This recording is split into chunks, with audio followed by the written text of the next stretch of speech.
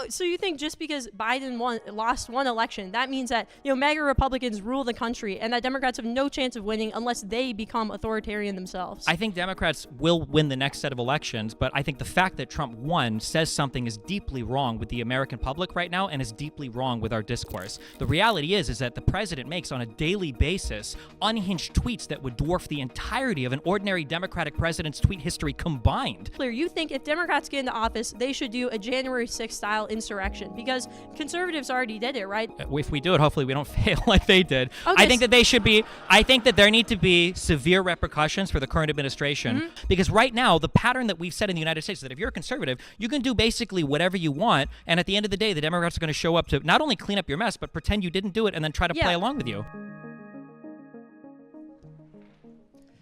Good evening, everyone. Thanks for coming out. My name is Aidan Flynn, and I'm with Yale Effective Altruism, and I'll be your host for tonight's event, a series of live debates between Stephen, Bunnell, and Yale students. Stephen is a political commentator and streamer known for long-form live debates on public policy, philosophy, and internet culture. He's built a large audience by arguing with people who strongly disagree with him. And tonight, we have some students who are ready to challenge him at Yale. So give it up for Stephen Bunnell.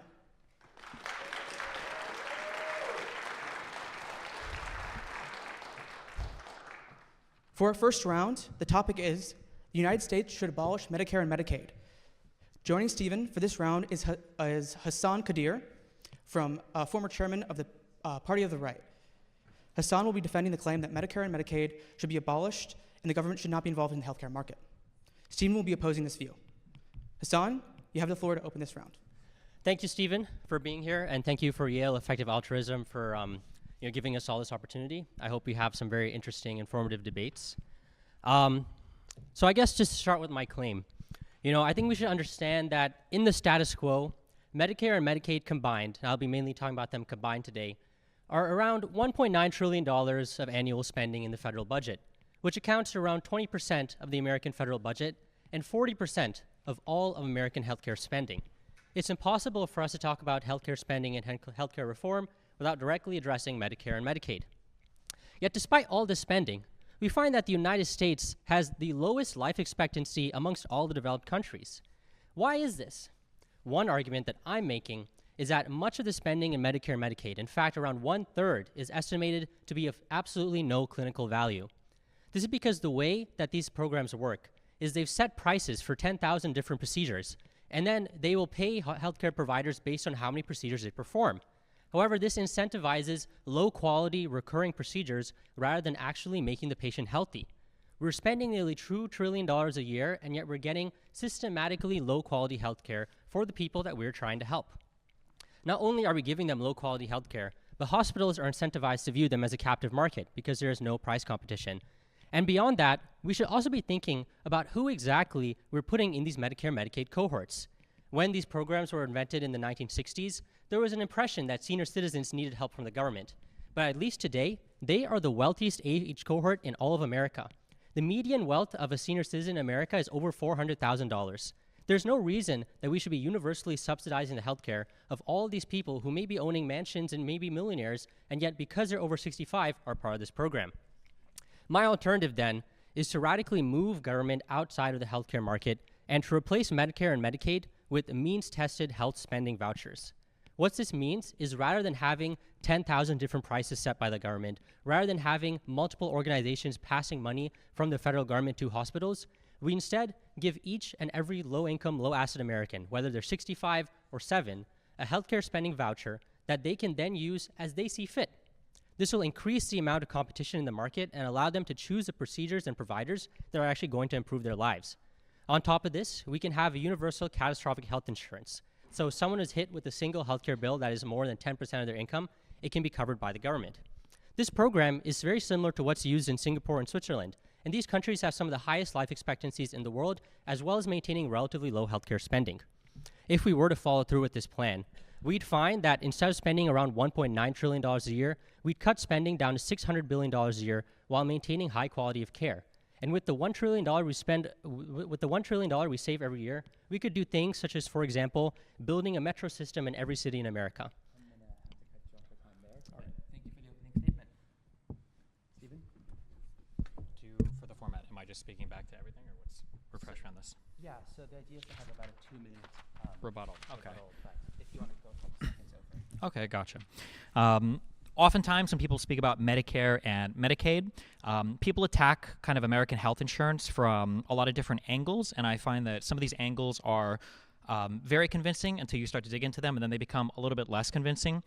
So, for instance, we kind of want to tie life expectancy, for instance, into healthcare spending or healthcare funding in the United States, and then compare that to spending or life expectancy in other parts of the world. But in the United States, we have issues related to suicidality or violent crime or firearms, for instance, that also directly curb life expectancy, especially by killing some of our youngest people. Last I heard, under the age of from 18 and below, your most likely way of dying is due to firearm violence. I don't know if changing how we spend money on healthcare would necessarily cut into things like that. I'm not really convinced they would. So I'm not sure how much the life expectancy thing would be helped when we look at allocating resources differently in terms of healthcare. Same thing when it comes to like preventative medicine or preventative healthcare. One of the biggest things that pushes a lot of Americans into an unhealthy place in life, especially as they get older, is obesity. And that's another thing where I'm not fully convinced that simply moving some of our money around with how we spend in the United States on healthcare would actually do anything to alleviate the massive obesity stuff. When it comes to hospitals being incentivized to give, bad health care or to do routine treatments, I think that it's kind of hard to speak about hospitals as being like a fully rational market where consumers can price shop and have a ton of different information available to them, typically because at the point of consumption of healthcare, a lot of the time we don't really have the luxury of making those choices for a variety of reasons. In an emergency situation, obviously you don't have time to make phone calls to different hospitals. There might not be any other hospitals around that offer what you in particular need. If a person has like a heart emergency or some kind of stroke, I doubt that somebody's going to be calling around to see who has the best stroke doctor or the best cardiologist or whatever. You're probably just going to whatever's closest, and then those types of specialists are in short supply in general, so I doubt that you have 10 different heart specialized hospitals even in your area regardless. So I don't know if moving health insurance to a private market or getting rid of Medicare and Medicaid would do much to alleviate or would do much to help us shop for healthcare. It just doesn't seem like a very efficient market to shop in. I know that when we talk about old people and we talk about their wealth and we say, well, maybe these people should be able to spend more on healthcare, there's a whole other conversation, but I think for the United States, the most common way that we have our wealth, especially in old age, is tied up in our homes. And even if it was on paper good economic policy, which I'm not fully convinced it is, I think the idea of grandma or grandpa being forced to sell their house when they have a major operation is probably something that would be so catastrophically bad politically that that system would just be completely unbearable. I'm kind of a fan of like means testing in some ways. It's my inner free market, libertarian, whatever guy. And I shouldn't say libertarian. I should say neoliberal is the one that they say. But the issue when we talk about like means testing here, like we're talking about means testing people at different levels of healthcare and giving them a minimum spending voucher that they would be able to spend on healthcare and covering them in the event of like catastrophic events and making sure like at all points in their life they're like qualified for this coverage, and it has to slope off so that when you gain more money it doesn't all go away, so you're not disincentivized to earn more money. I feel like at the end of the day, even if you're a fan of means testing because you think it'll save money, that whatever system we put in place there is going to be so absurdly complicated. You've either reinvented some form of Medicaid or Medicare, or it becomes more bureaucratic and less efficient than if we were to just do Medicaid or Medicare. Thank you. I'd like to open it up for back and forth debate.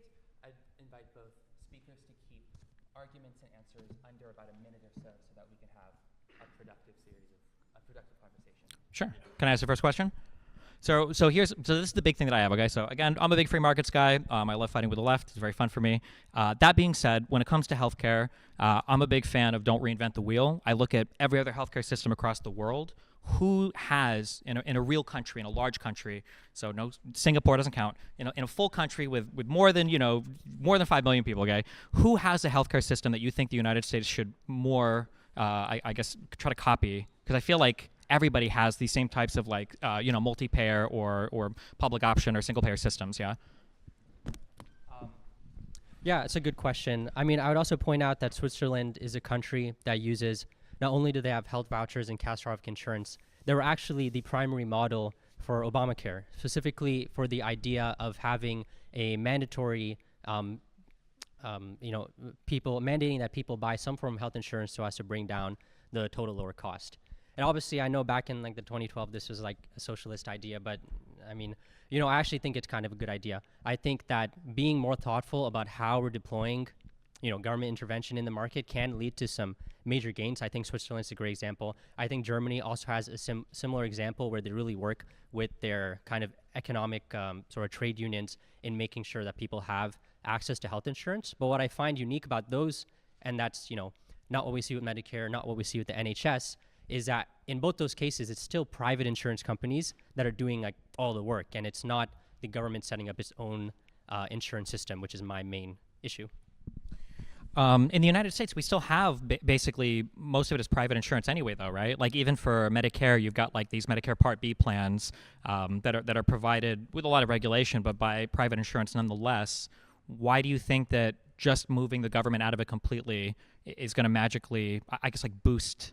I don't even know what it's boosting. Like because I feel like all the issues that you have relating to people making choices about healthcare consumption, there's still going to be that insurance wall that's going to block them off from any shopping for like hospitals or medical procedures anyway. No. Yeah, I think the question of this like lack of information or like an inefficient market is probably, I would say, can be broken into three categories that you've also addressed in some of your responses earlier. One is the question of price transparency. I agree it's a big problem right now that, if I need to get some blood transfusion, I don't know what it's going to cost me until 2 weeks after the fact. So I actually think that, in 2020, there was a regulation promulgated forcing, in fact, all hospitals to display their prices online. The execution kind of failed on that. But I do think that these sorts of regulations are going to be really helpful for maintaining a more efficient market. That's point one. Point two, beyond transparency, is about the you mentioned like the urgency, right? Like very inelastic demand. Like if I just got shot, I'm not gonna, check on Google, like what's the cheapest hospital. I think this is true for catastrophic health procedures, but I would actually say the vast majority of spending is discretionary. People spend on things like diabetes treatment, people spend on things like dialysis, and these are long-term treatments where you do have the ability to choose where you're gonna put your money. And that gets to my final point, which like, why are we gonna see price benefits even beyond Part B? Because even with Part B, it is a third party, someone working in the government following a set of regulations who is trying to balance quality and price and access and location and everything. And I generally find that individual spenders, people who are empowered to make their own decisions, are going to make a better and more cost-effective decision than having a third party do it. And so I'd say even Medicare Part B is still having a third party choose what private health insurance a patient is going to be interacting with.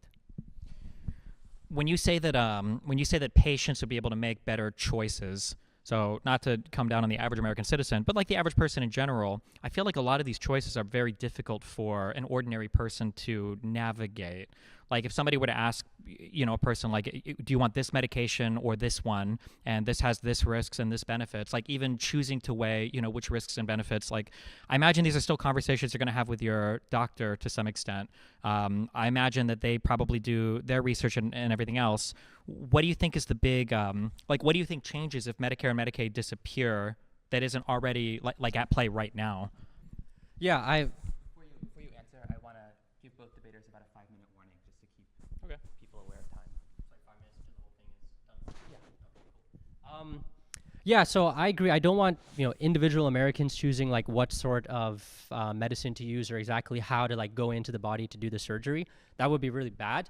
But I think that we do have markets for other complicated things such as, okay, what computer am I going to buy? What car am I going to buy? How am I going to get these things fixed? And the way that people compete on that is not by maybe some people, but most people don't go into the deep technical knowledge. Rather, they use the reputation of the provider, right? Saying that, okay, these doctors are highly rated. These doctors are, have good word of mouth from my friends, etc.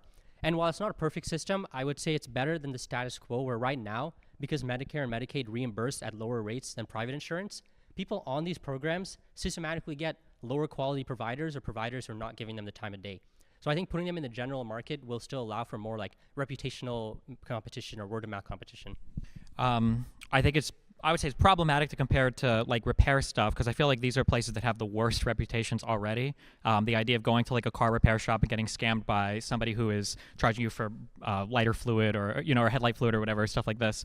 I guess my big question would be, so broadly speaking, the first question I asked is, it seems like every country has a way of doing things where the government has to have some big intervention in order to provide healthcare for the entire population in a way that is ideally the most efficient, right? Where everybody's not waiting until the last minute to get healthcare treatment, where everybody can afford healthcare to some extent. You don't want your poor citizens to just completely be locked out of all diabetic treatment or all kind of chronic cost of care stuff.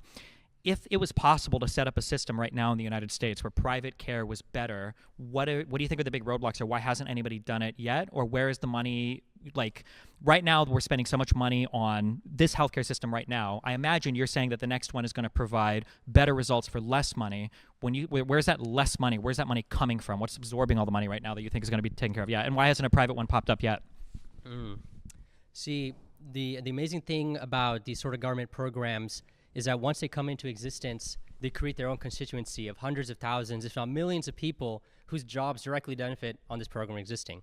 And I think you'd find that many hospitals and healthcare providers, they know that a Medicare, Medicaid patient is going to have, they're not going to leave because they don't really have many options. They're going to get regular checks from the government. They're not really going to be judged on their day-to-day performance because it's someone else far away. So I'd frankly say that a lot of people in the healthcare industry benefit from this arrangement.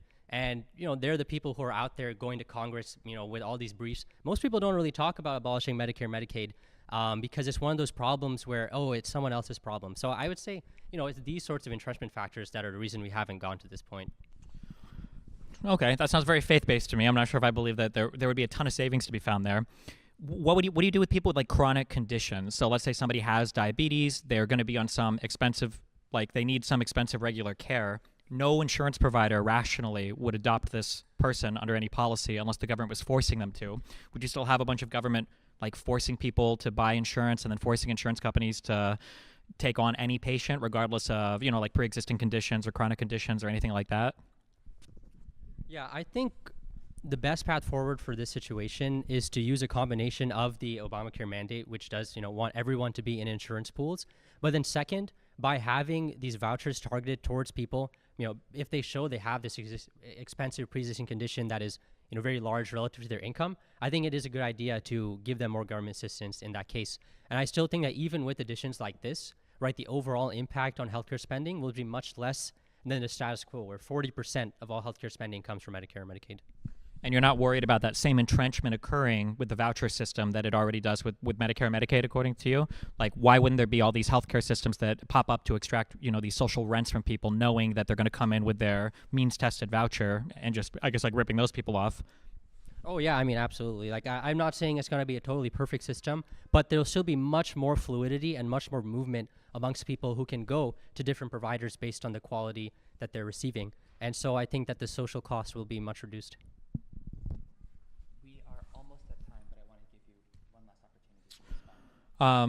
Yeah, I'm sympathetic towards a lot of, open market healthcare issues. I think that there are some things that markets can't provide for utility companies, things we have to duplicate infrastructure, things that have high costs to entry, certain inelastic goods, et cetera, et cetera. I guess kind of back to the first question, I kind of asked it again. When I look at countries around the world, I wish that there were larger countries that adopted kind of these private model systems, because I just don't see them ever being adopted at scale. I do know that there are countries, Germany, I think has a multi-payer system where you can buy private insurance on top of your socially mandated, healthcare coverage. But I don't see anything working in a fully private sense. I feel like we kind of need that social safety net for all the factors that I brought up earlier.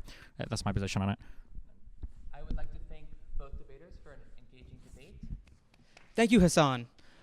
We'll move now to round 2. The topic is corporate greed kills abundance. Debating this round will be with Stephen is Sherry Huang. Sherry will be arguing that corporate greed undermines any promise of liberal abundance. Stephen will be pushing back on this claim. Sherry, please begin when you're ready.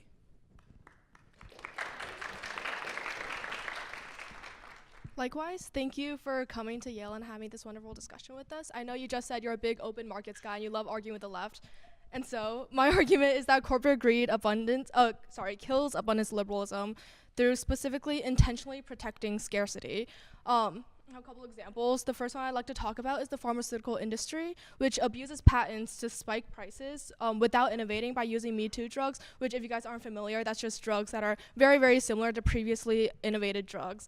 And they do this, or they get FDA approved through lobbying the FDA, and they also buy out innovation by buying out smaller competitors, which not only wastes innovation, but also preserves monopolies and hikes prices. And that's why in the status quo, even with some regulations from the government, Americans still pay 3 times as much for prescription drugs than our foreign counterparts. And further deregulation through abundance liberalism would only exacerbate the issue. And it's not just the pharmaceutical industry. For example, there's general lobbying in a lot of sectors like public transit, healthcare, oil, and surveillance companies specifically just gave $40 million to both political candidates from both parties during the 2020 electoral cycle that overall prevents government action from regulating them. And even if on the surface, right now, they look like they're trying to improve, for example, through climate-friendly action, welfare support, etc., it's what a writer, Lucia Holsether, calls capitalist humanitarianism, which is kind of a litany of tactics, one of which is companies like upcharging for more ethical goods, for example, like renewables, because they're perceived as more valuable, even if they're now cheaper to manufacture. And specifically on the environment, companies are focused on resource extraction rather than preservation, because preservation is not profitable. And even if it's using renewables like battery, corporations will always be focused on garnering more production and thus market power rather than developing energy to actually support the people, which is why rare earth mineral mining right now similarly degrades the environment a lot. So instead, I think we should adopt a more people-centric regulatory framework, including limits on campaign spending and donations to limit lobbying, and to prevent the most elite candidates from having a large advantage through this large amount of lobbying and money that's garnered through campaigns. And yeah, that's my argument. Thank you. Stephen? 2 minutes?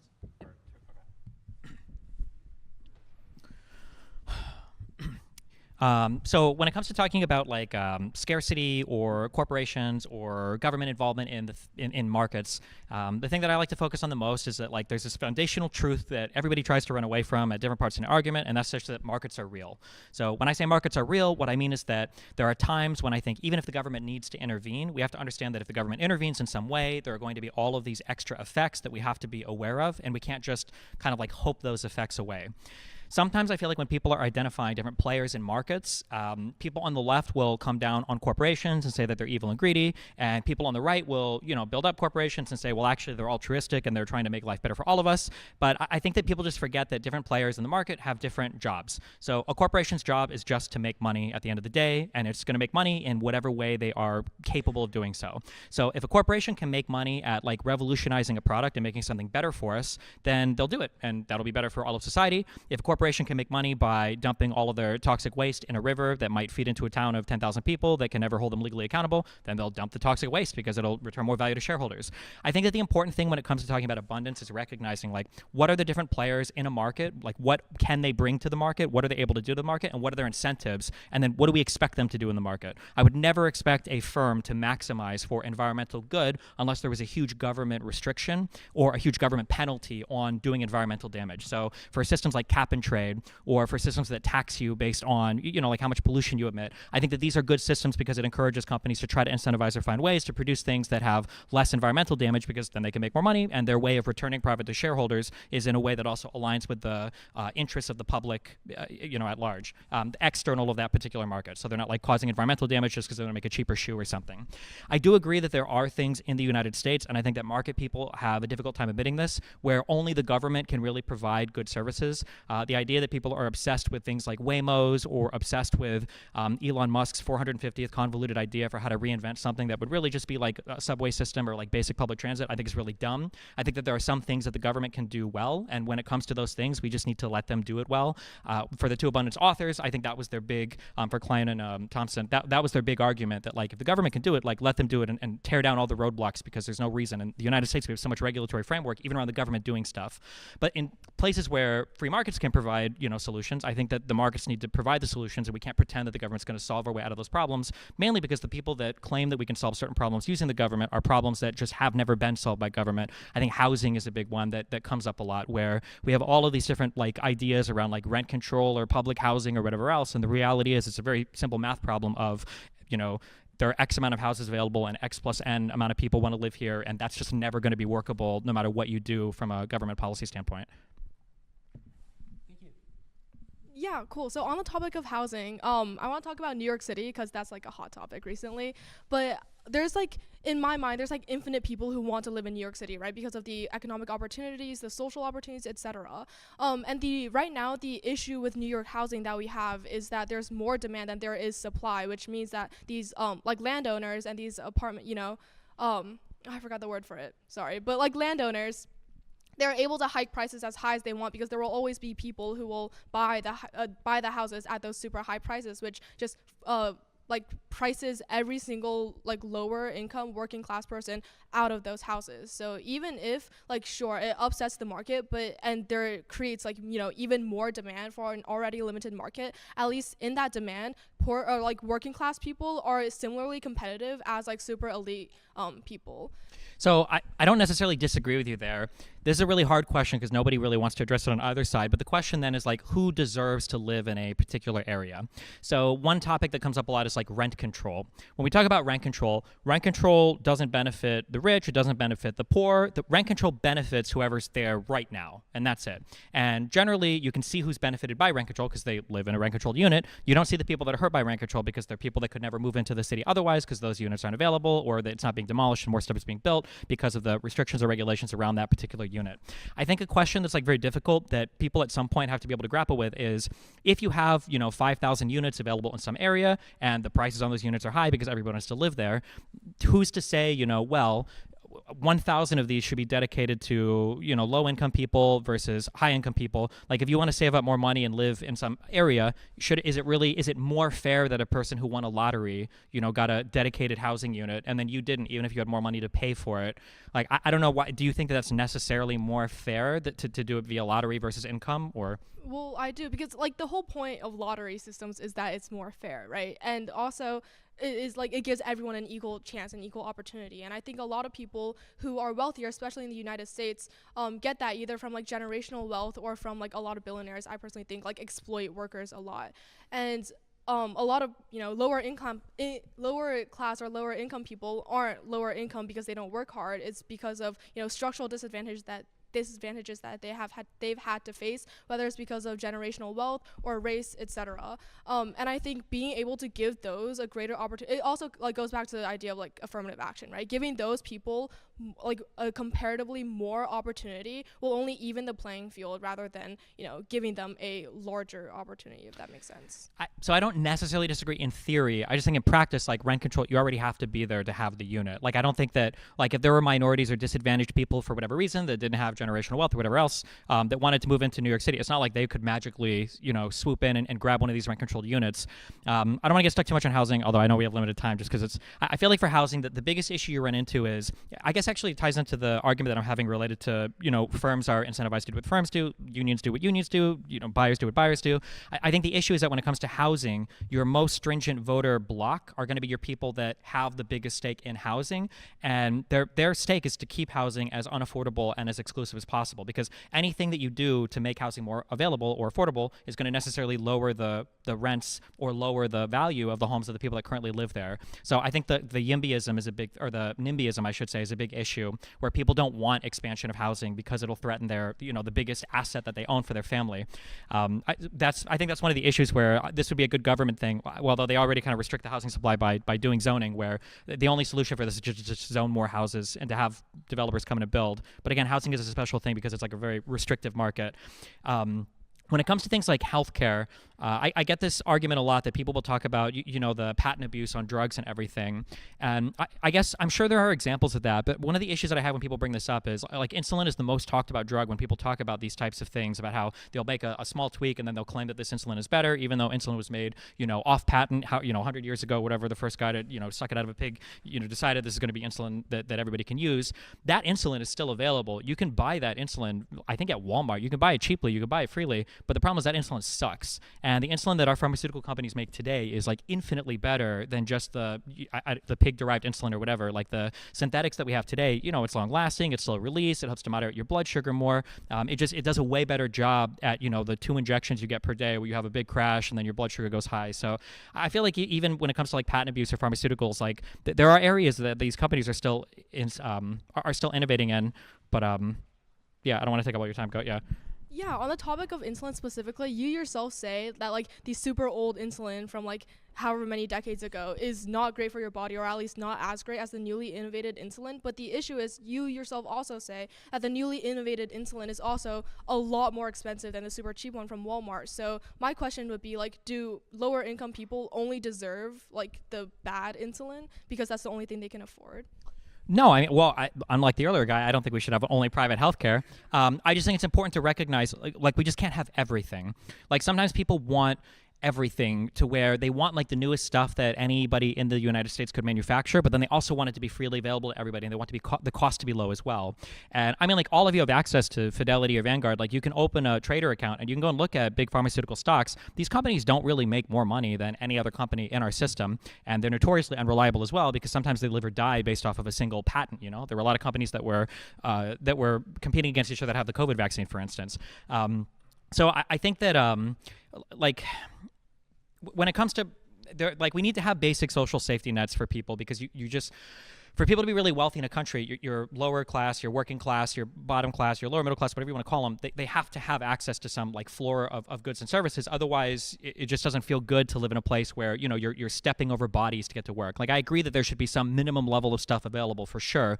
I just sometimes, like, I guess the question, I'm curious, this isn't necessarily a fair question, but like, when you think of the difference between a person living on minimum wage versus a middle class person, like, what do you think the difference in their lifestyle should be? Like, if you work 40 hours a week on a minimum wage, should this person be able to afford like a single room house and a car and internet and everything else? So like, what do you think a person that just lives on like 40 hours a week minimum wage should be able to buy?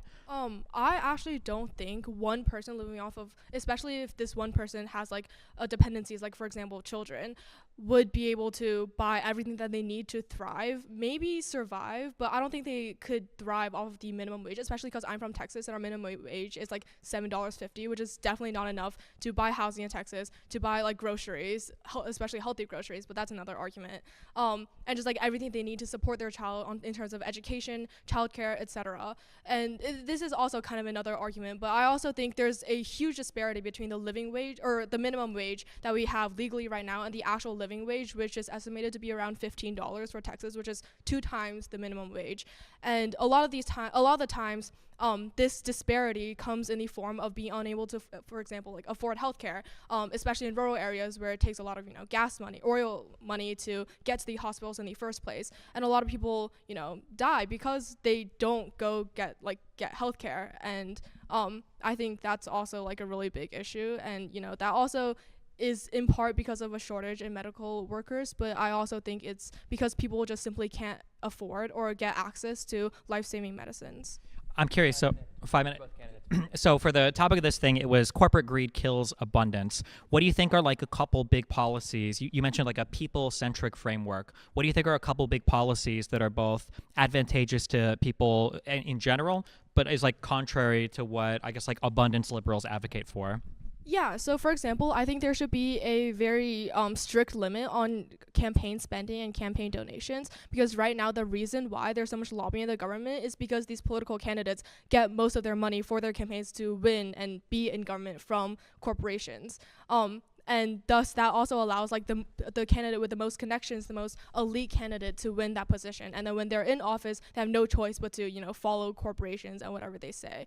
And putting that strict limit will not only level the playing field in terms of political elections, but also, prevent corporate lobbying. So I'm not going to go all into Citizens United because there are good arguments on I think on both sides of that, as upset as that makes people. That being said, I think I'm probably on the side of like some kind of way to eliminate super PACs is probably a good idea, if for no other reason, just because it looks really bad. But I feel like most abundance liberals wouldn't necessarily disagree there. I feel like maybe I should have asked for the question. When you say abundance liberalism, are you talking about like the Klein and Thompson book with like the abundance liberals and everything? Yeah, I think on that point, I'm mostly talking about how like innovation is kind of impossible. Or you also touched upon this, but we kind of lost the plot. But I think innovation is kind of impossible with the corporate system we have today, because like I talked about before, pharmaceutical companies just make Me Too drugs that are maybe marginally more innovative and marginally better, but spread out across like years when it really could be a lot faster. And can. Usually it's these smaller companies that innovate because that's the only way they can compete. But a lot of the times, before they can fully innovate, these large corporations just come in and buy out that smaller organization, that smaller corporation, so that they can maintain their monopoly. Gotcha. Okay, so the only reason I bring this up is I feel like generally abundance liberals are probably also going to be like in favor of some kind of restriction on spending from lobbyists, because I think that most people consider this kind of like rent-seeking behavior. You're basically spending money towards some kind of like government policy or regulation that avoids you spending money to innovate or provide a better product or service.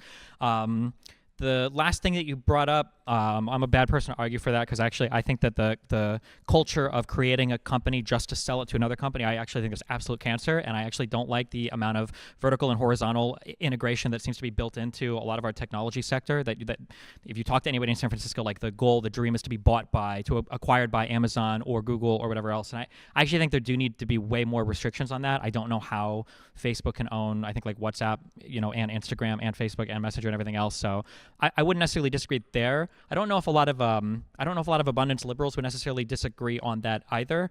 But I guess you'd have to ask them on that. Yeah, is there a third? Any other thing? I'm trying to think of a. Well, I was just talking about in terms of innovation, like a bunch of abundance liberals think that deregulation is the best way to achieve innovation, which I think is totally untrue, because deregulation will only allow companies to, again, create Me Too drugs, for example, and spike prices. And I think, well, right now we're not seeing, a whole lot of innovation. So either way, it's like kind of, try or die. I mean, I disagree. You don't think we see any innovation in the American healthcare system at all, or? I think we see very little as to what we could accomplish. Like, the COVID vaccine came out really, really fast, and that's because there were a bunch of government incentives created for these companies. The issue is there's not government incentives for, like, any other drug. I think there are. We have, like, the rare drugs program or whatever. There's a name for this. But for rare diseases, the government offers a bounty. There's also, I think, like, my guess would be probably within, like, 15 to 20 years, I think we'll have drugs for Alzheimer's disease that will be on the market. Like, we're very, very, very close to kind of cracking the egg on that. I don't know if that's a saying or not, but yeah, I feel like there is innovation there. Sometimes it's hard to see, especially right now. It used to be that liberals were the ones that kind of fought against the companies, and then conservatives would highlight the successes of the companies.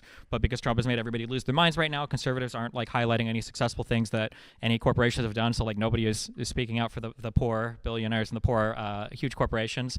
I do agree that we do need a better regulatory environment. One of the biggest arguments, to echo my queen Nancy Pelosi, who said that we need a Pelosi is a queen, okay? In this house, we don't disrespect Pelosi. Not while I'm here, okay? But Pelosi said we need a strong conservative party, and I think part of the reason why we need a strong conservative Republican party is so that we can bring back these like regulatory questions. Because right now we really don't have any approach to regulation. The left wants to regulate for whatever the agenda is, and Trump wants to deregulate for whatever he can get bribes on or invest personally in to enrich himself and his family. So we don't have that good conversation anymore. So yeah. I think that, largely speaking, I would say abundance liberalism is about trying to find things that the market can do well and then rewarding them for that. And then when they can't do it well, get out of the way of the government doing it. I think we like half agree on some of this and half agree on other disagree on other things. But go ahead. Oh, yeah. Yeah.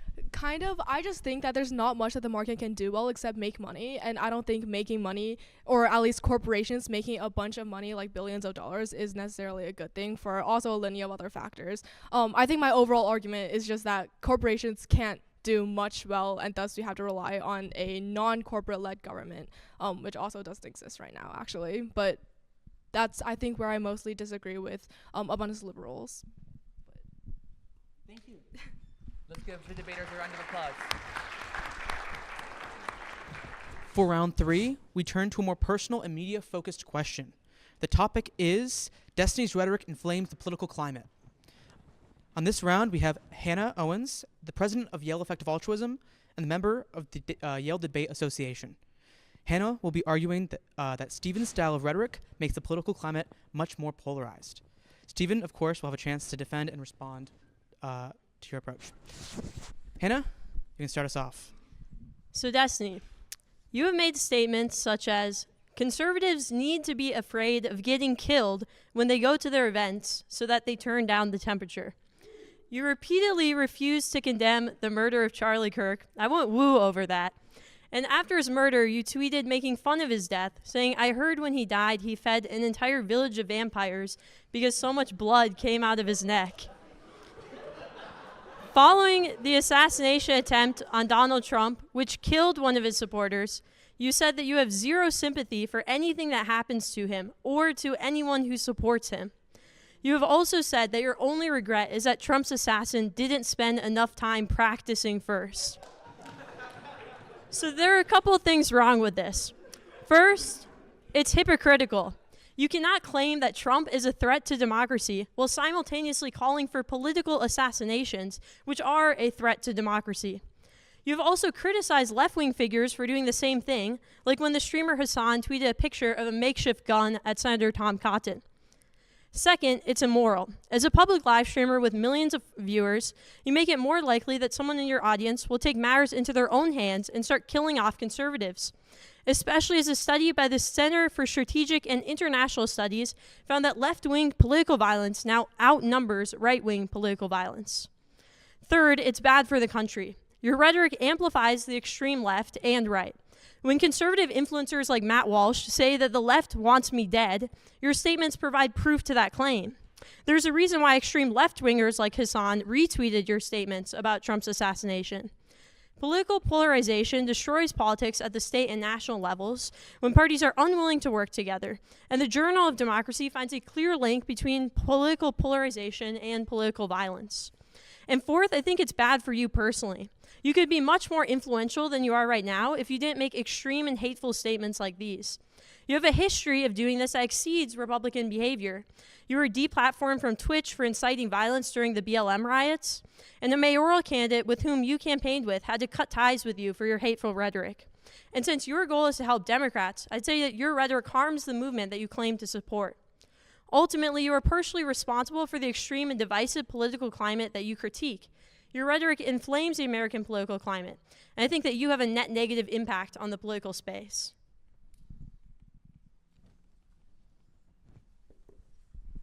Jeez.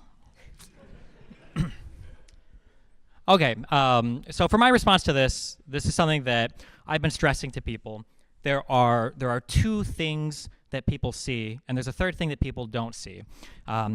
When it comes time to be civil in a conversation, both sides have to agree to that. One side can't agree and the other side not agree, and one side can't force agreement on that. And this is a thing that conservatives have been relying on liberals not understanding for decades. When one person, comes into an area to start a fight with another person, that other person fighting back is not being hypocritical, is not being immoral, and is certainly not engaging in the same action as the person who came in to start the fight. So when it comes to speaking about, say, you talk about how I never condemned the murder of Charlie Kirk, or I never said that the murder of Charlie Kirk is bad. It's actually not true. On that Piers episode where I was fighting with all the conservatives about it, I think twice on that show I said, yeah, nobody should be getting killed for political violence in the United States, but the right will not say this. And that is an unacceptable world where one side of this country has continuously, over and over again, disavowed political violence. I'm talking about like the political leaders. I'm talking about the Joe Bidens, the Barack Obamas. I'm talking about the difference is when the assassination attempt was made against Donald Trump, Joe Biden gave a speech. He didn't blame either side. He said that everybody just needed to bring things down. He didn't mention that the shooter was Republican. He didn't blame Trump for his rhetoric. When Donald Trump was supposedly being hunted by Iran, Biden increased his Secret Service personnel, even though he had no obligation to. Meanwhile, Donald Trump stripped Secret Service protections from Kamala Harris and other Democrats as soon as he was in office because he, I won't say what his motivations were. I don't even know if he knows what his motivations are sometimes. And Donald Trump continues to do one-sided attacks against only one section of the country when it comes to calling for people to stop being violent. He went on Fox and Friends a day or two after Charlie Kirk was dead, and he said that when the left wing does violence, it's because they're evil. When the right wing does violence, it's just because they're just tired of the left wing doing it. When Biden was running for president, he had to disavow all the violence of the BLM protests. When Donald Trump ran for president the second and third time, he did it with the promise of pardoning every single January 6ther and every single person around him that was engaged in seditious conspiracy or a number of other crimes that were doing it to further Trump's interests. And he followed through with all of those pardons. When it comes to violent rhetoric, I'll make a lot of jokes. Now, conservatives supposedly make a lot of jokes. They said, I remember when Elon bought X that comedy was legal again. Apparently it's not, because I catch a lot of heat for some of my tweets. But they have no problem when it comes time to making jokes about Paul Pelosi, when he was almost beat to death by a guy in his house with a hammer, only because the cops showed up. The guy didn't get to go through with it. They have no problem making jokes or conspiracy theories about different shooters. Donald Trump didn't even acknowledge the death of the 2 Minnesotan lawmakers, or the one Minnesota lawmaker and her husband, and the other one that was attempted to be killed. When he was asked about this in the White House, he said, who? He didn't even remember it. This environment is not equal. So all this is said, and the most common response to me is basically, well, aren't you just making it worse? So I don't think that standing there and allowing yourself to have the most unbelievably inflammatory, hateful, disgusting,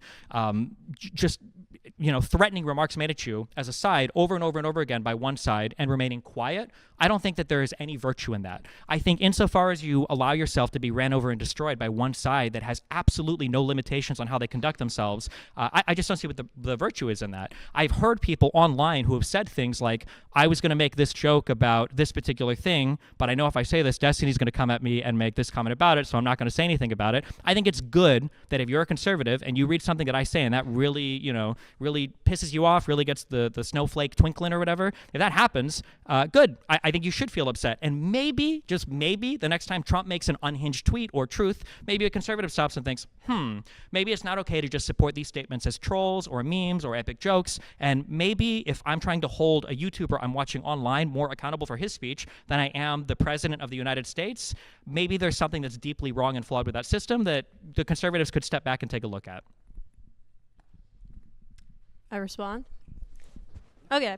So what I'm not calling for is for you or for Democrats at large to remain quiet, right? What I think I'm clearly calling for you is to not do the same thing that you're critiquing conservatives and Republicans for doing. If you think that's bad when Trump says inflammatory rhetoric, or if a conservative calls for a Democrat to be killed, you can no longer criticize that practice when you then turn around and say, I actually want the conservatives to be being killed, and I want Trump to be the one who's getting killed. You recognize that my position is not the same as them, though, right? That when they say it's funny and hilarious when the left gets killed and we're going to never recognize our side, that when I say, oh, okay, well, I'm going to copy the same stuff you do until you're willing to mutually accept that we stop, that these positions aren't the same, because they're never willing to stop, right? Okay, so do you think that that's what's going to happen? You think that you going out there and saying conservatives need to be killed is going to lead to the conservatives saying, oh yeah, I really want to compromise with this person. I want to work together with the Democratic Party. So I've never said that conservatives need to be killed. Okay, I've never said that. Wait, so you said specifically that they need to be afraid of getting killed so that they turn down the temperature. But how is someone afraid of getting killed unless there's a threat to their life? Sure. So if you saw more than just what Jesse Waters decided to show on his program on Fox, the entire conversation I'm having there is that when conservatives talk about violence in the United States, it's like a sexy, fun thing for them. And when liberals talk about it, it seems to be more of like a fearful thing, like, hey, we all need to stop. When I hear conservatives talk about violence in the United States, they seem excited for it. And I think there's no fear there, and I think they should be afraid. There was never a call for violence. And if you listen to anything I've said, like, I'm out here doing these events. Clearly, I don't want people getting shot at here because I'm probably going to be the first one to go if that actually happens. What I'm saying is that, like, you can't speak about these things. Like, there needs to be a healthy sense of fear that, like, if we continue to escalate, we're going to end up in, like, some civil war status because conservatives act fearless when it comes to their rhetoric. Yeah, but again, the same thing I would say, which I don't think was addressed, is do you think it's an effective strategy to get one side to negotiate with you to say that you're okay with them dying and it doesn't bother you if they get killed? I think it's more effective than allowing them to do it, like, unimpugned, yeah. Wouldn't it be more effective to say it's bad when they do it and that's how you can win voters to then get elected? That didn't work last time, did it? Oh, so you think just because Biden lost one election, that means that MAGA Republicans rule the country and that Democrats have no chance of winning unless they become authoritarian themselves? I think Democrats will win the next set of elections, but I think the fact that Trump won says something is deeply wrong with the American public right now and is deeply wrong with our discourse. If Kamala would have won all 7 swing states, it wouldn't have been as much of a landslide as it should have been in that election. The reality is that the president makes on a daily basis unhinged tweets that would dwarf the entirety of an ordinary Democratic Democratic president's tweet history combined. I can probably find something he's tweeted today or yesterday that he said that's worse than the totality of everything said in his entire administration, for Obama, for Biden, for any of the Clintons. But Trump won his second election. So what happened there? Do you think that there's some virtue in Democrats just continuing to nod their heads and play along with Republicans and not act like all of the unhinged, insane rhetoric is coming from one side? Yeah, again, I don't think that Democrats just need to go along with things. I think that criticizing one side, saying that they're engaging in some authoritarian practices or that they have very inflammatory rhetoric, is an effective tactic, especially when you're not doing the same thing. You lose your ability to criticize one side if you advocate for your political side of the aisle to do the very same thing to conservatives. If my position isn't the same, how do you lose the ability to advocate for it? If somebody comes into a room screaming and I say, okay, well, I'm going to scream at the guys, I guess, until you stop, our positions aren't the same. That person is just screaming for no reason. My position is responsive to their position. I don't Sure. That's how civility works. It's responsive to the other person's civility. But what you're arguing is what, for instance, like Trump and conservatives are doing is a threat to democracy, right? Yes. And then you're saying, therefore, Democrats ought to do something which is also a threat to democracy. Do It's you see better how you to have lose the ability you to don't- criticize but the first thing? That's like saying that like if the North goes to war against the South, they lose the ability to criticize the South for seceding from the Union. I disagree with that. If one side is going to conduct themselves in a violent manner, then the other side should be able to conduct themselves similarly. So just to be clear, you think if Democrats get into office, they should do a January 6th style insurrection because conservatives already did it, right? So why not just let fire go, right?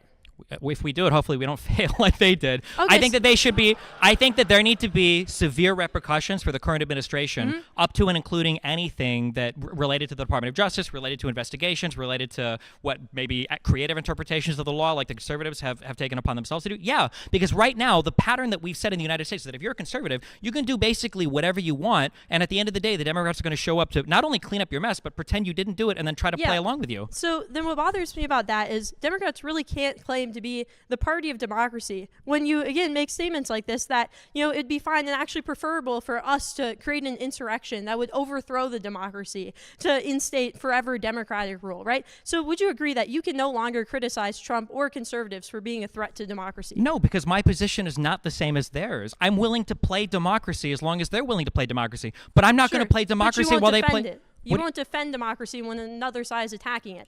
One side can't defend civility. It has to be two sides.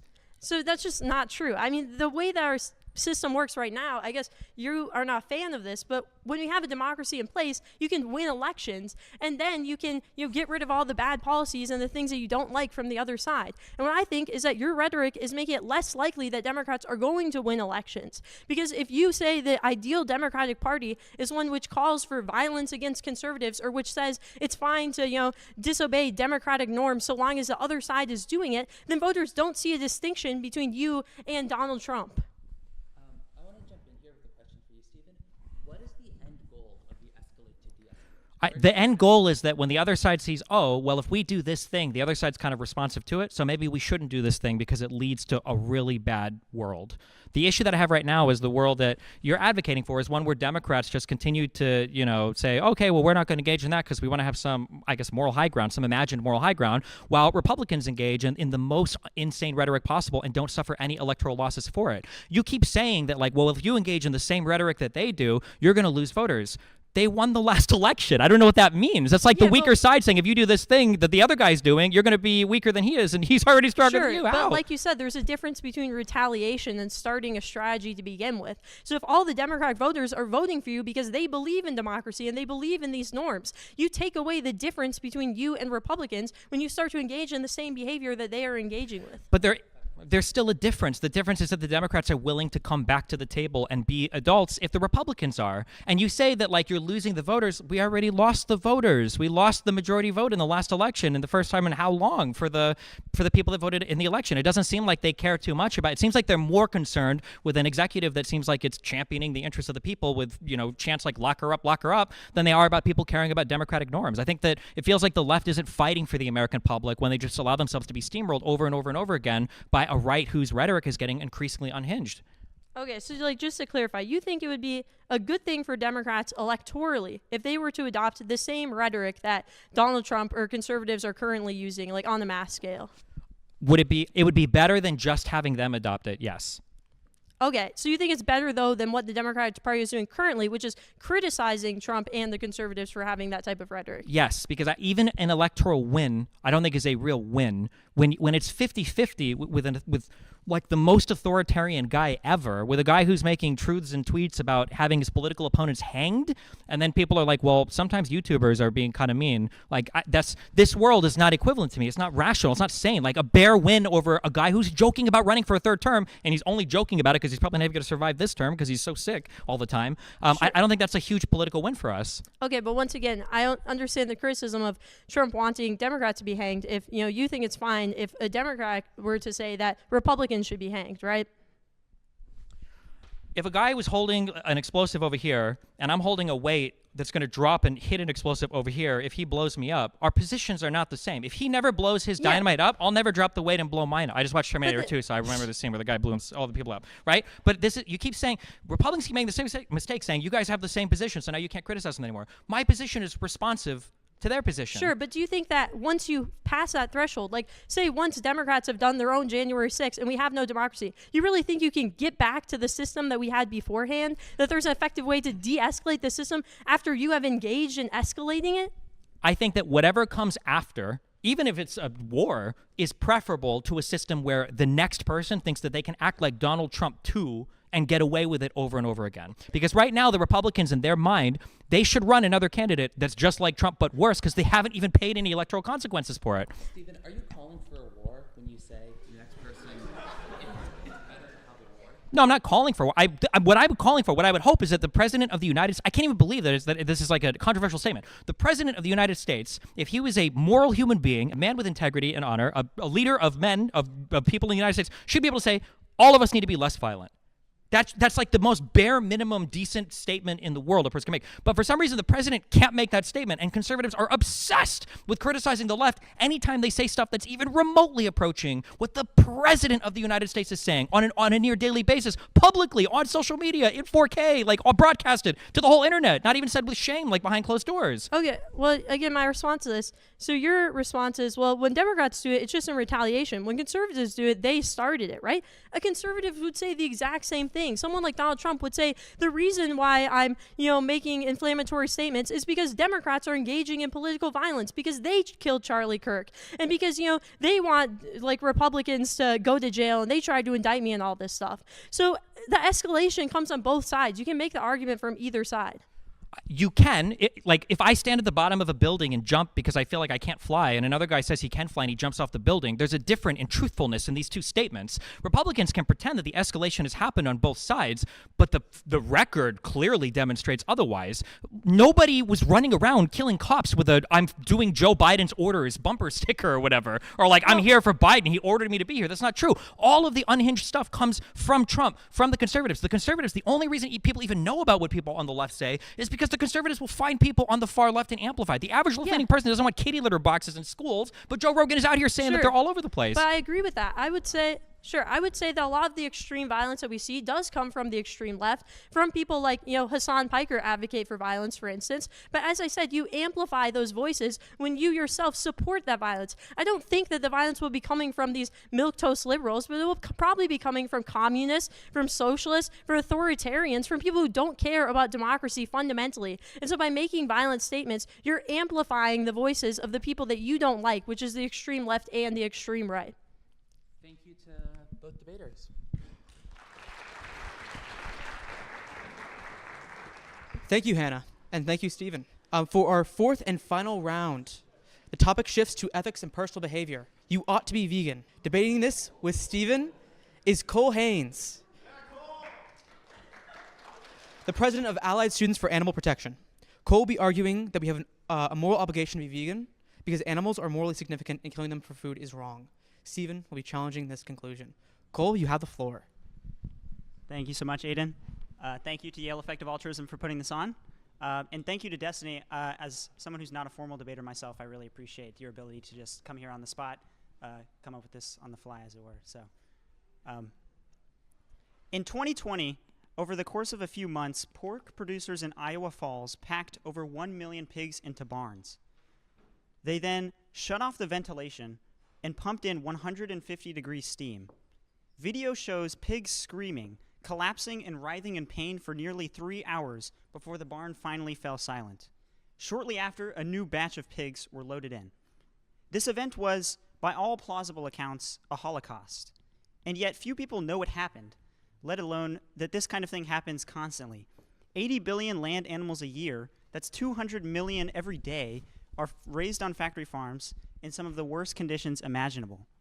These facts make eating animal products, in my view, one of the worst things a person will do in their lives. My argument is very simple. First, I claim that it is deeply wrong to cause enormous amounts of pain, suffering, and death, even to animals, for comparatively trivial benefit. This is a modest claim. It doesn't require controversial views about animal rights or how much moral status animals have. It supports some of our most basic intuitions. For instance, most of us would agree that it would be seriously wrong to light a cat on fire for the sake of hearing its screams. My second claim is that in ordinary circumstances, when we buy or consume animal products, we cause massive amounts of suffering for trivial benefits. Consider some of the facts about factory farming as of 2025. Nearly all breeding pigs live in crates so small that they can't turn around. Piglets are castrated and mutilated without anesthetic. Many pigs arrive at slaughter with pneumonia. Transport alone kills hundreds of thousands. For broiler chickens, they're bred to grow so fast that most spend their lives in pain or are unable to walk. About 500,000 birds per year are boiled alive due to improper stunning methods in scalding tanks. Egg-laying hens live in cages smaller than a sheet of paper. Male chicks, about 7 billion a year, are killed on their first day of life because they're deemed unfit for the egg-laying hen industry. For years, scientific consensus has held that non-human animals experience pain and pleasure much like we do. As the 2012 Cambridge Declaration on Consciousness states, the weight of evidence indicates that humans are not unique in possessing the neurological substrates that generate consciousness.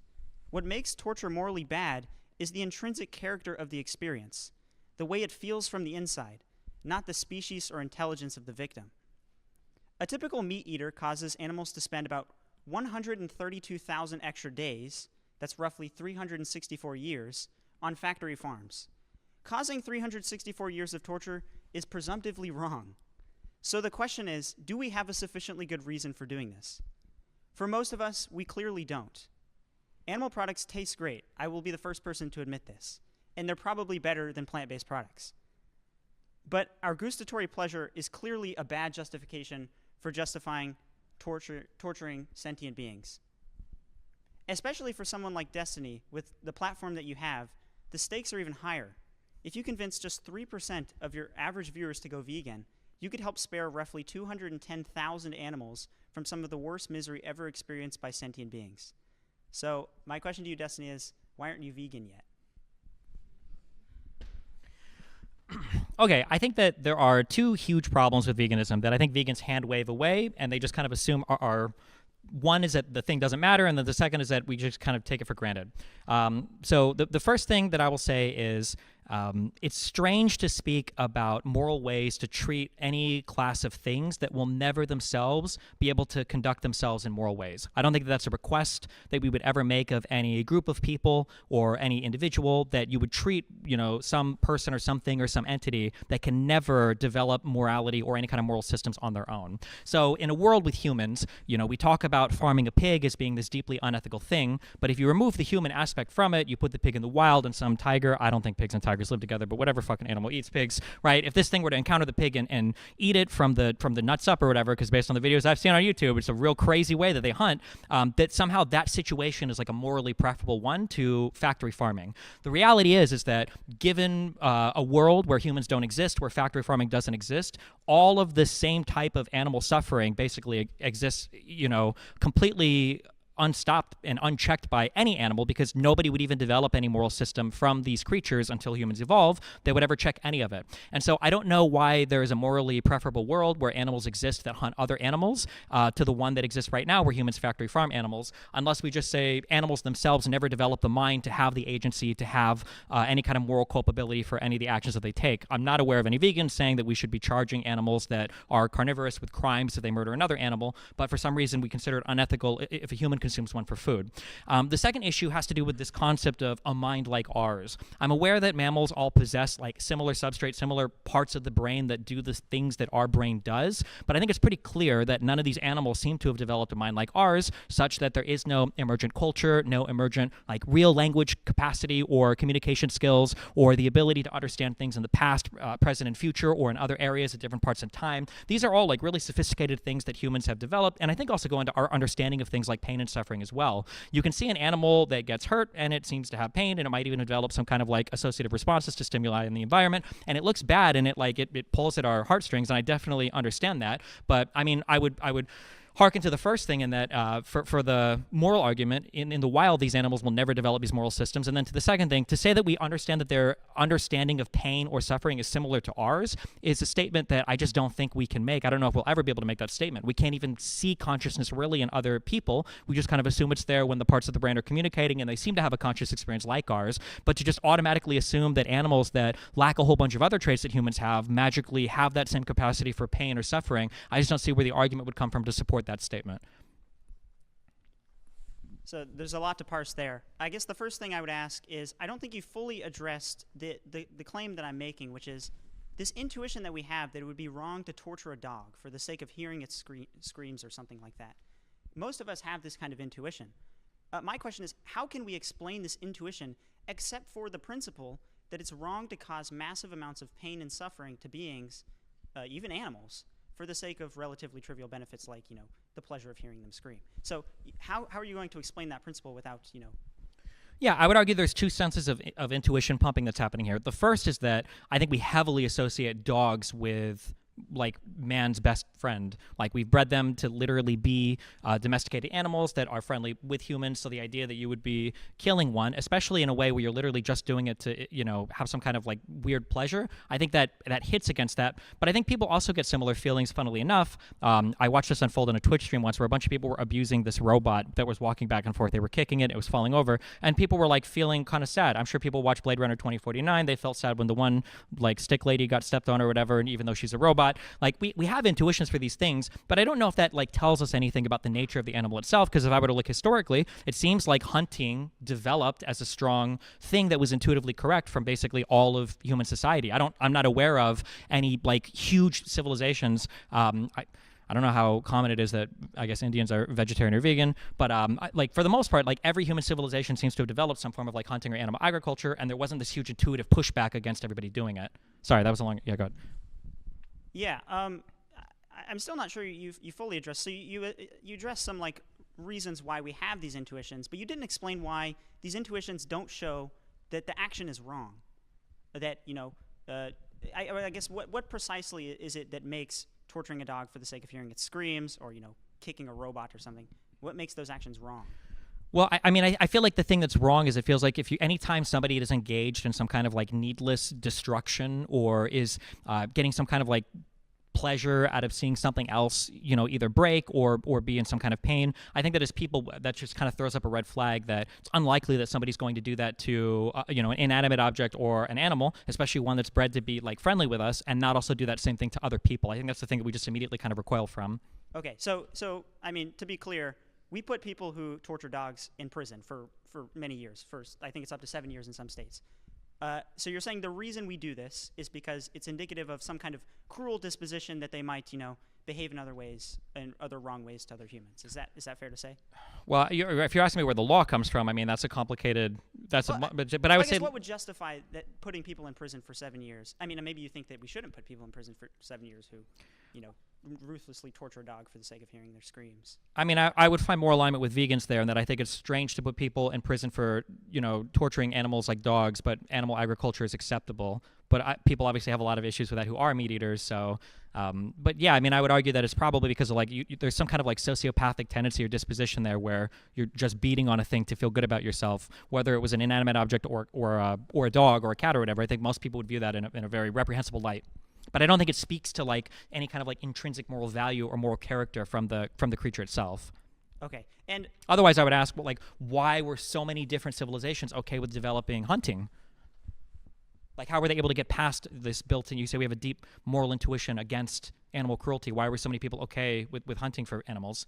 Yeah, I mean, I have to imagine that's extremely divorced from the kind of suffering we inflict on animals today. I mean, hunting for an animal is nothing like the way that we, procure and consume animal products today. As I mentioned, factory farming is one of the greatest sources of suffering on the planet if you think that animals are sentient. And I think that probably sufficiently explains the difference. Do you think, I'm just curious, just real quick on that, would you be okay with animal agriculture if it was like, I forget what they call, like torture-free farms, like humanely raised. Yeah, whatever, like that kind of stuff. Is that an okay form of animal ag to you? I think it would significantly reduce the badness of something like industrial animal agriculture.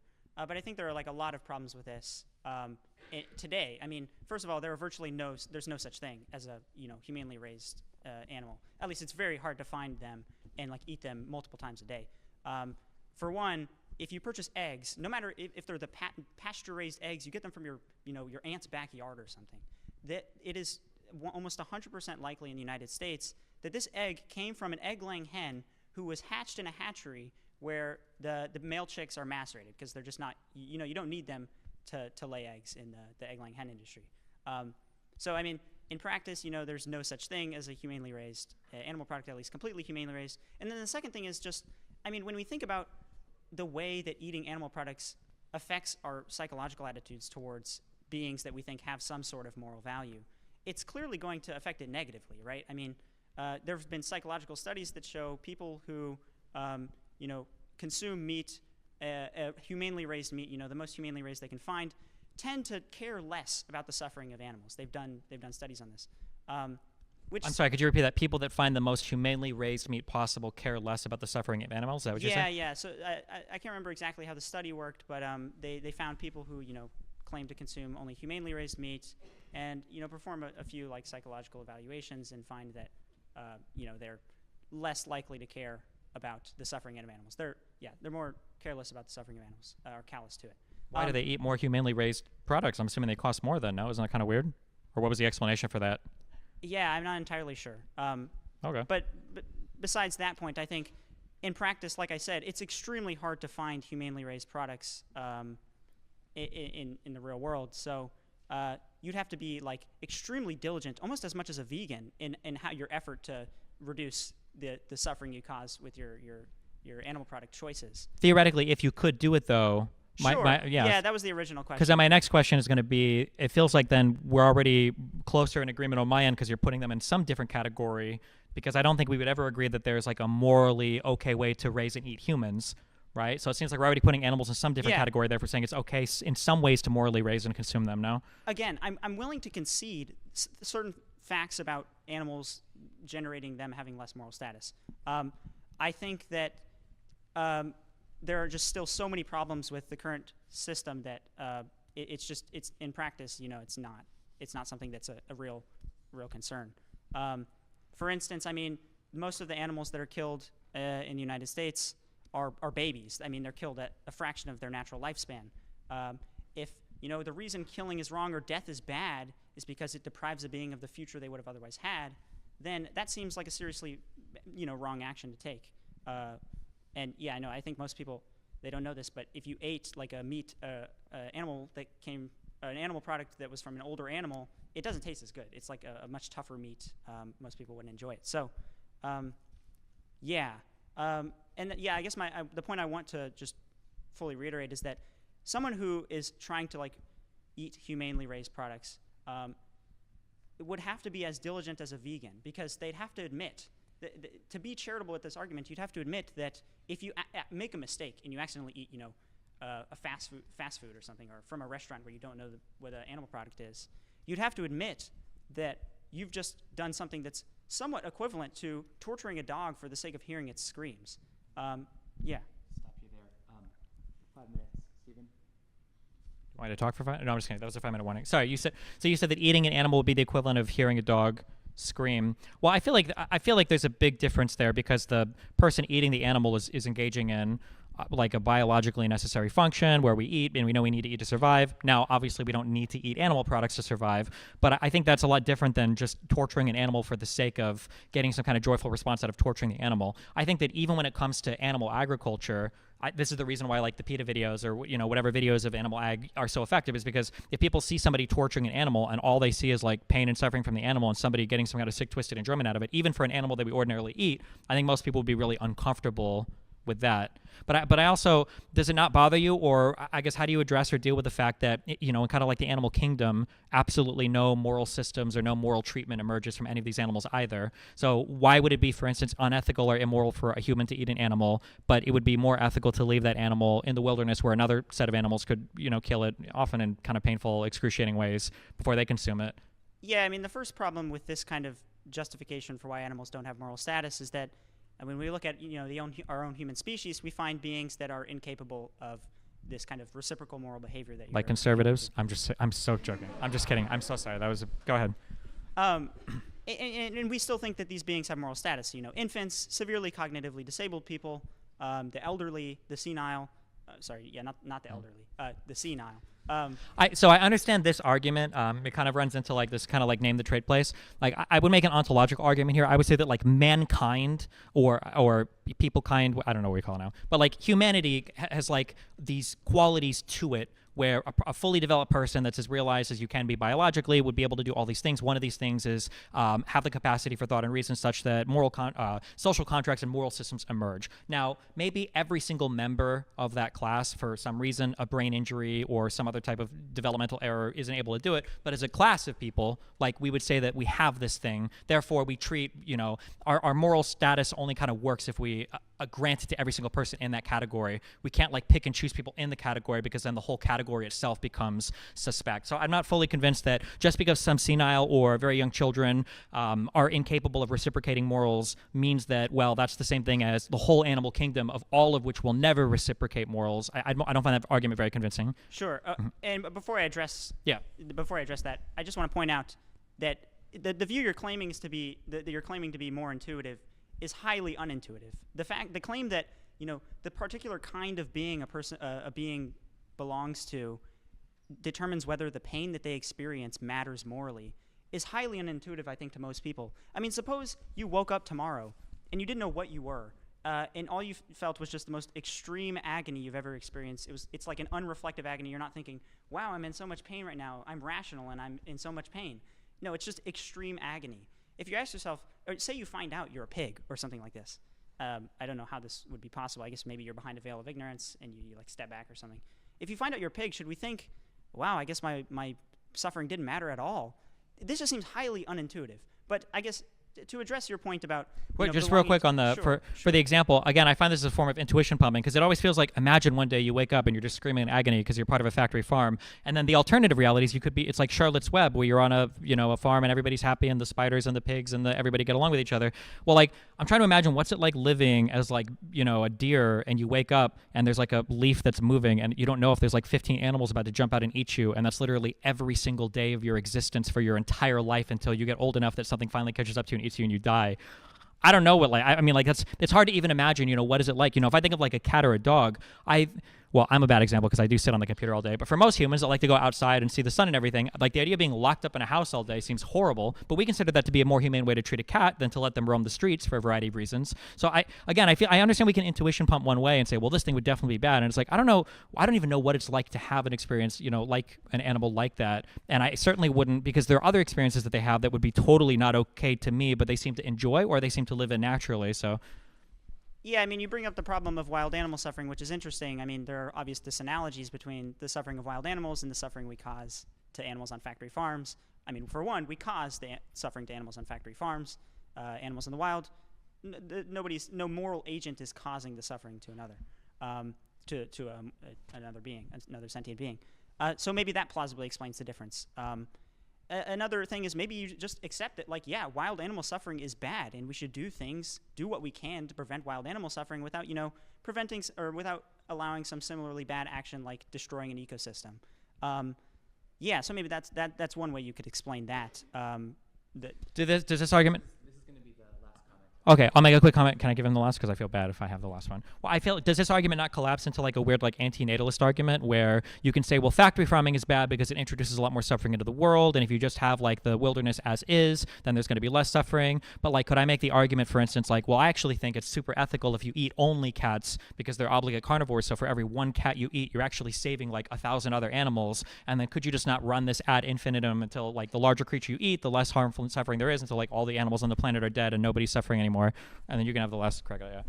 I'm not sure I follow that. I'm wondering, could you repeat? Well, because cats have to eat other animals to survive generally, right? They're obligate carnivores, carnivores, not carnivals. Some cats are fun, but not that fun.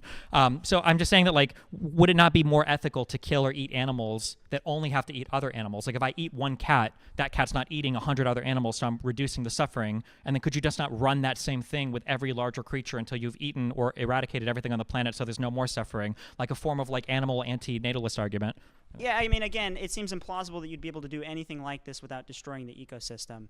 But I mean, it's an interesting question whether we should, reduce the number of natural predators in a population. I think it's kind of it's irrelevant to the question of whether we should be causing massive amounts of pain and suffering to sentient beings for trivial benefits. But it is an interesting question. I'm just not sure how it fully relates to the factory farming question. And I guess, yeah, I mean, the last point I just want to emphasize is that the amount of suffering we cause to factory farmed animals in a few years is probably equivalent to the amount of suffering that every human on Earth has ever experienced in the history of humanity. This is just true if you run the numbers and you look at the neuroscientific data that suggests that non-human animals, especially land mammals, experience roughly the same amount of pain and pleasure that humans do, given the same amount of aversive stimuli. That fact makes veganism such a heavy moral imperative. I think it's an interesting question whether animals have a right to life in the way humans do, whether it's permissible to humanely raise and kill an animal. The fact of the matter is that this is just not how the world is right now, and people should be vegan. Contingently, Destiny, you should be vegan until we develop cultivated meat, better plant-based meat. So, yeah. Thank you. Thank you, Cole. And thanks again to all our student debaters and Stephen for those 4 rounds. We're going to have a few questions from the audience. If you have a question, please line up.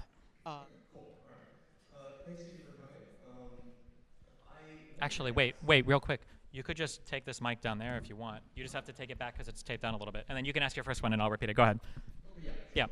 I wanted to ask, in your debate with Ben Shapiro, one of the biggest concessions you got was that the right, and you could argue the media sphere itself.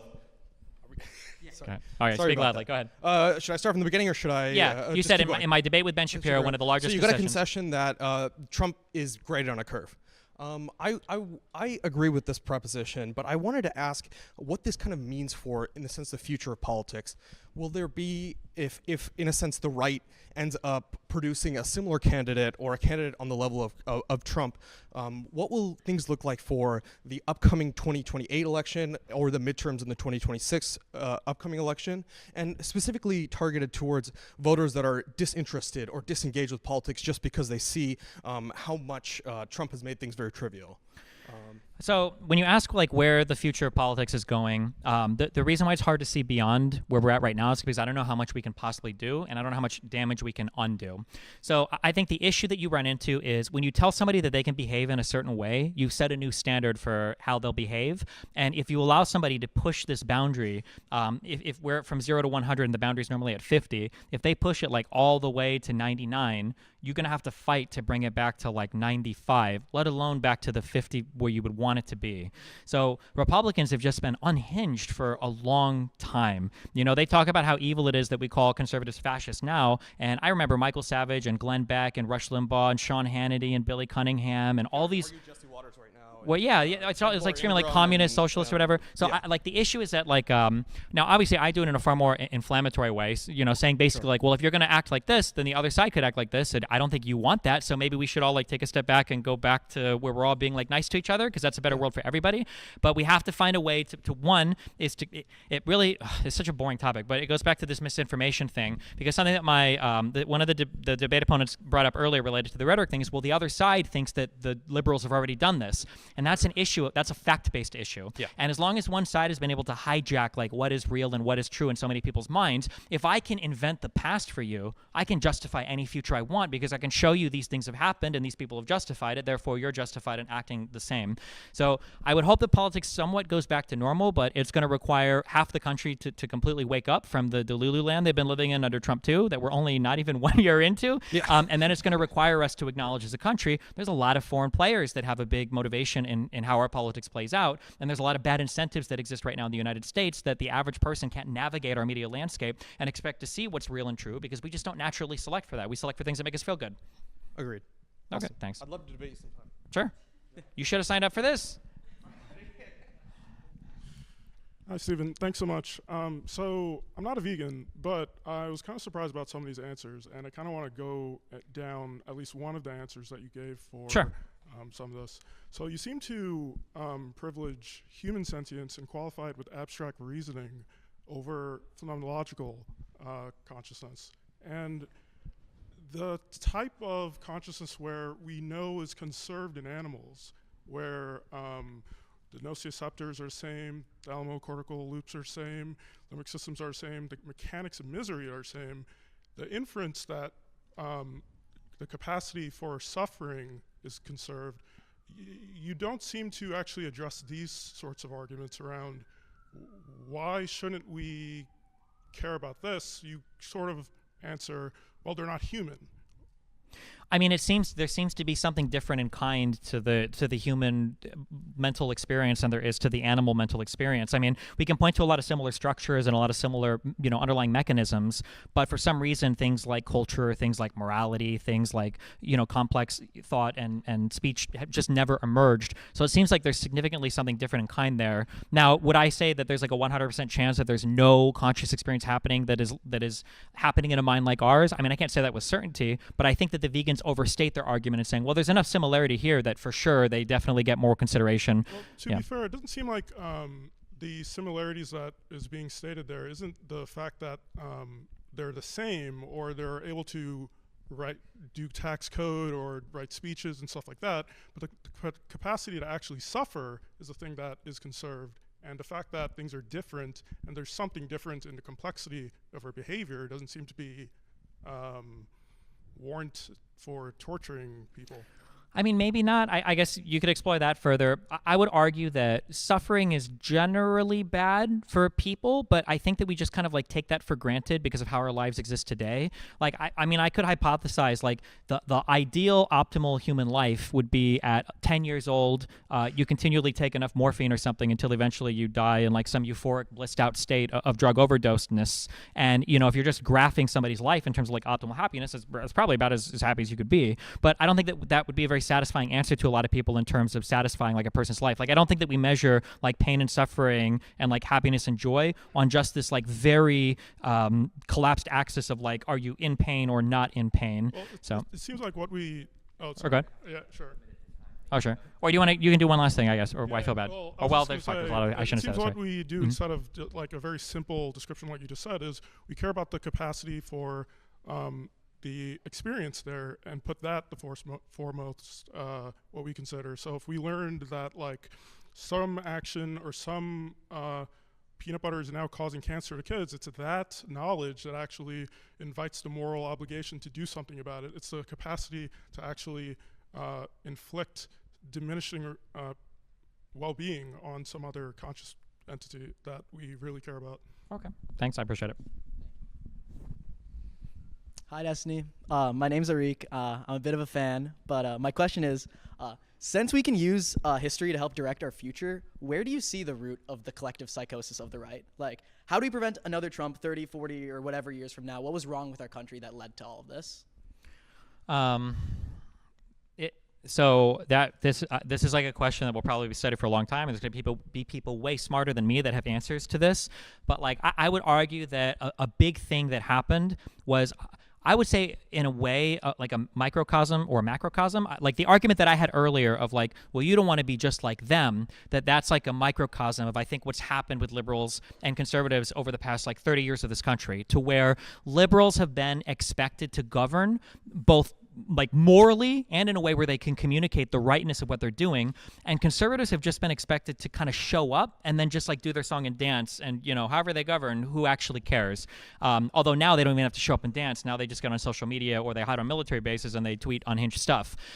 So for example, like when I look like historically, if you want to talk about the economy, really if you want to talk about anything, I don't think it's an accident that we had a massive economic collapse at the end of the Bush regime, where we had the 2007-2008 global financial crisis, and then Obama has to come in at the tail end of that, clean all of that up, right the American economy, and then get everything working again. And then for some reason, after 2 terms of that, then Trump gets to come in, write off all of that. Even though things like his illegal immigration was higher than Obama's ever was before COVID hit, his budget deficits were increasingly past where Obama's was when Obama left office. None of that mattered. COVID came in. His response was terrible. I'm not saying it should have been a perfect response, but like it was measurably terrible in a ton of different ways. He lied about the number of infections. He constantly downplayed it. He admitted to downplaying it. And then after Trump was gone, then a liberal, Biden, had to come in, clean things up, kind of like right the ship, get things going again. And then now a Republican president is coming again and is like making a mess of things.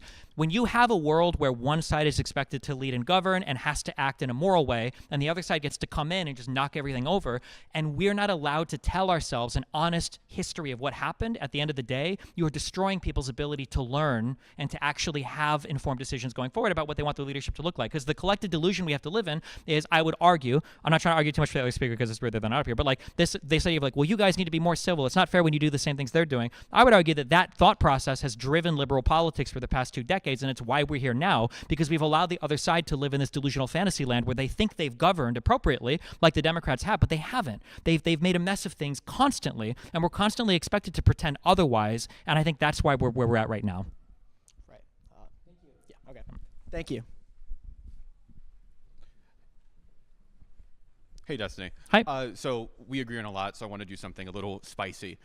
So in the vegan debate, it seems to me that you're removing animals like entirely from your moral framework. So I'm wondering, how do you justify animal cruelty laws? It seems the way you did it in the debate was by saying that it predicts behavior in the future, but it seems to me that that's not really how our criminal law works. Like, we don't try to criminalize things because we predict that someone will do some negative action in the future. I don't know if I would justify animal cruelty laws. There's a lot that goes into that. It's an intuitive thing that a lot of people just have a feeling about. But but I'm also I am who I am. So, but I don't know. Like, I think, like, I always make fun of people that are meat eaters that get like really mad about Cecil the lion or some dog or cat being killed when they're totally content eating chicken nuggets and cheeseburgers all day. I think it's a huge hypocrisy from some people. There's also laws against, sodomy all over the place, and there's probably a lot of laws that I couldn't justify personally. So, yeah. Okay. So you don't agree with animal cruelty laws? I don't know. Like, if insofar as they might be predictive of crazy future behavior, maybe. I don't know if we ever have any other law like that. I'm not sure. I guess I would think, but yeah, I'm kind of indifferent to all of that stuff. Yeah. Yeah, that's consistent. Thanks. And for our final question. Gotta save the best for last. Hi. Hello, Stephen. Thank you for visiting us here today at Yale. And I'd like to ask you, if the average American suddenly became significantly smarter and more emotionally intelligent, how do you think political communication and strategy would have to adapt? Also, how do you think the current American populace, mainly non-politicians, would look back at the current administration's actions and rhetoric and put that down in the history books? Man, that's a hard one. If we all, Joe Rogan and Candace Owens would immediately lose 90% of their audience, I would say, is the first thing. No. I don't know. That's a hard one. If everybody, it's also kind of a selfish thing, because obviously we all imagine ourselves to be the enlightened ones, in terms of what everything would, everybody would look like me or think like me. The thing, I'll speak about it in this way. The thing that I think that we lose the most is that I don't necessarily think everybody needs to agree with me on everything, but there are some things that we should agree on, like ways to arrive like at epistemically sound positions, being able to evaluate news and stuff, and we should be able to have an argument over things where the conversation is rooted in like actual real fact, and then we can have a debate on where things should go from there. So like I think it's an interesting conversation about like housing, or COVID is one that I bring up a lot, right? Were the lockdowns too aggressive? Should there have been vaccine mandates or not? I think that there are really compelling arguments between intellectually honest people on both sides of that conversation. There's something to be said for like, can the government really tell me that I have to inject something into my body? Like that's a statement that a lot of people just assume is, well, no, I'm completely anti-government mandates, but that's not true. If there was a virus that, lurked silently in your body for 2 weeks and then had a 90% kill rate, I think the most libertarian person in the world would say you absolutely need to mandate vaccines, or I should be able to kill you if I think you're infected. Like people would go to that level. But then, when the disease becomes less significant, people start to pretend their principles are changing when it's actually more like an outcome-oriented question. So yeah, I think the biggest thing that we've lost by not being a little bit more, I don't know if you call them emotionally or intellectually intelligent about things, but we've lost the ability to debate policy, and we're just constantly getting stuck on debating reality. Is it Ukraine's fault that Russia invaded, rather than, what are the reasons why both sides might be fighting with each other and what should we be doing to alleviate those reasons? Or, is Israel like a bloody apartheid state that's only interested in genociding as many Arabs as possible? Or, is there a complicated interplay between the history of both of these people that other players internationally have fit into in a negative sense in both sides? And like, what can we do to alleviate the suffering, especially on the Palestinian side? I think I would imagine looking back on this era, the biggest disagreement or the biggest issue is that you're not having like real conversations about literally anything. All of my debate that I had 3 days ago with a couple lawyers about the Venezuelan boat strikes, one guy was screeching that shipwrecks aren't blown up ships, they're just ships that get wrecked like in Pirates of the Caribbean, they like crash on rocks.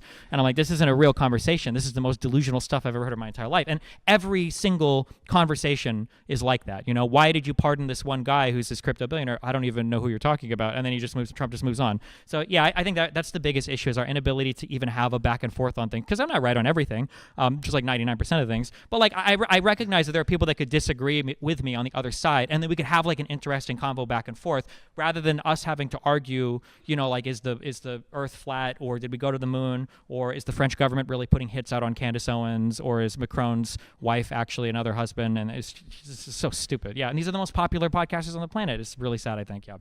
Beautifully said. Thank you. Yeah, thank you very much. All right.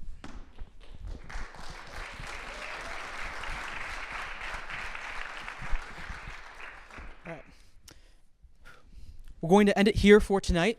On behalf of Yale Effective Altruism, I want to thank Stephen Bunnell for coming to campus and debating with us.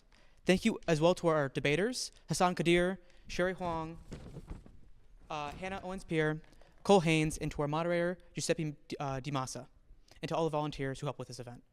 Thank you for coming, thank you for listening, and engaging with the arguments. Please exit the hall calmly so we can hear the room and break up down the setup. Have a good night.